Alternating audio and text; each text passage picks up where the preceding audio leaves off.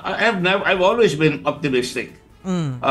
Dahil yung grupo niya yung sinasabi ko, yung Broom, yung Blue Ribbon, and yung mga staff ko dati sa Senado, wala akong kaduda-duda na talagang hindi mangyayari ito kung wala si President Duterte at si Michael Yang na nagkunsyaba para ilipat yung pera na dapat sa DOH, nilipat sa PSDBM, na kanyang inappoint yung mga tao na Davao Group na nagtrabaho sa kanya. Si Leong, nung vice mayor siya, abogado niya yan.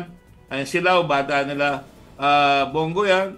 At ginamit pa Silao ni Bongo doon sa kaso nung frigate na pinapabago nila yung desisyon ng Admiral ng Philippine Navy. Natanggal tuloy yon. At sinasabi ni Bongo na wala siyang kinalaman doon. Pero kinaliwa siya ng kanyang sariling presidente na sinabi sa isang statement na inutusan niya si Bongo para lakarin yung sa frigate. So, makikita mo talaga, ang galamay nila, nagsambulat.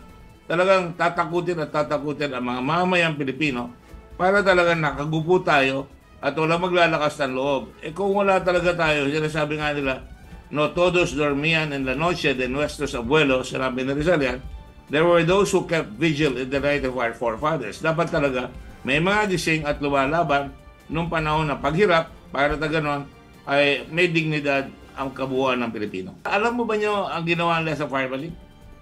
I-final nila hindi sa ombudsman, doon sa lower court. Kaya sabi mismo na Sandigan Bayan, mali yan. Hindi nyo dapat final sa lower court yan. Niloloko nyo ang tao, dahil dapat final sa ombudsman yan at isinabit ng ombudsman sa Sandigan Bayan based on the evidence. Wala eh.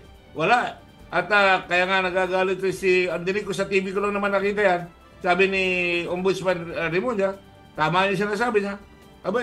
Dapat managot siya mga yan. Malaman natin kung ang lumalabas sa aming investigasyon it was a case filed destined to fail, designed to fail.